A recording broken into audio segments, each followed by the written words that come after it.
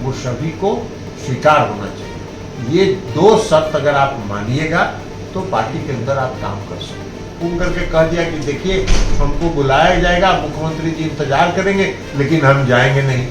पवन वर्मा जी ने कहा कि प्रशांत किशोर जी भी आपसे मिलना चाहते हैं। भारतीय जनता पार्टी षड्यंत्र के बल पर अपनी पार्टी को विकसित करना चाहती है। नमस्कार, आप देख रहे हैं न्यूज 4 नेशन और मैं हूं प्रियदर्शन। चुनावी रणनीतिकार प्रशांत किशोर की हाल ही में मुख्यमंत्री नीतीश कुमार के साथ मुलाकात सुर्खियां बनी थी। अब उनकी जो मुलाकात हुई है उस मुलाकात को लेकर के जदयू के राष्ट्रीय अध्यक्ष ललन सिंह ने प्रशांत किशोर की पोल खोल कर रख दी है।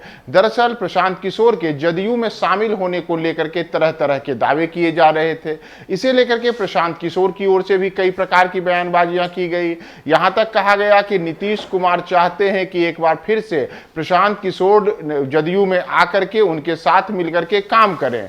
और अब इसी मुद्दे के ऊपर आज ललन सिंह ने बड़ी बात कही है। उन्होंने साफ तौर पर कहा है कि जदयू ने ऐसा कभी नहीं कहा, बल्कि प्रशांत किशोर ही चाहते हैं कि वे जदयू में शामिल हों और जदयू में शामिल होकर के वह काम करें। लेकिन उन्होंने इसके साथ ही साफ किया कि यदि यह प्रशांत किशोर की चुनाव एक प्रकार से मार्केटिंग की रणनीति है, जिस चुनावी रणनीतिकार को बता करके वे खुद को और अपनी मार्केटिंग करते हैं, उसी के हिस्से के लिए उन्होंने इस बार नीतीश कुमार के नाम का सहारा लिया है। ललन सिंह ने इसे लेकर के क्या क्या कहा है, कैसे उन्होंने बताया है कि किस प्रकार से ललन सिंह के सामने दिल्ली में प्रशांत किशोर आए, उनसे मिले, नीतीश कुमार से मिलने के लिए बार बार आरजू विन्नत की, इन तमाम बातों पर क्या ललन सिंह ने कहा है, हम आपको ये पूरी की पूरी उनकी बात सुनवाते हैं।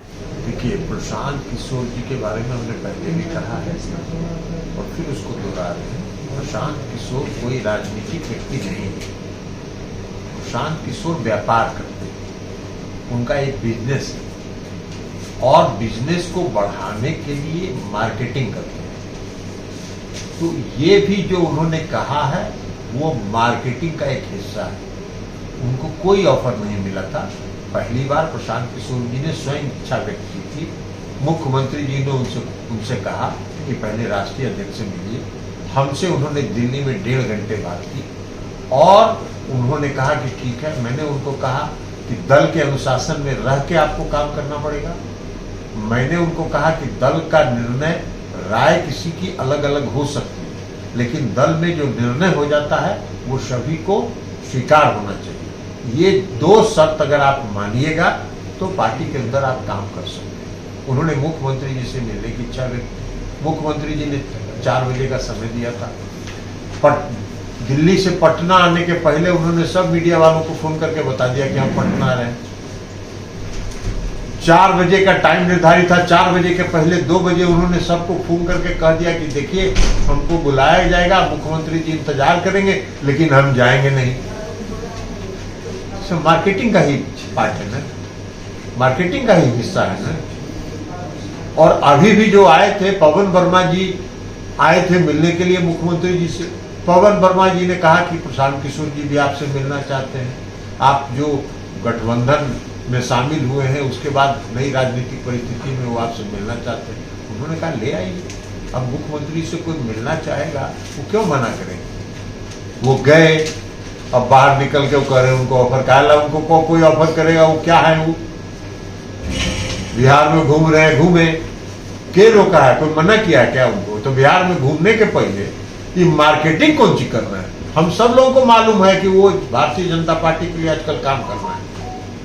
और भारतीय जनता पार्टी के एक एजेंट जो हम लोगों की पार्टी में थे वो मजिस्ट्रेट चेकिंग में पकड़ा गए हैं पहले, तो वो तो चले गए।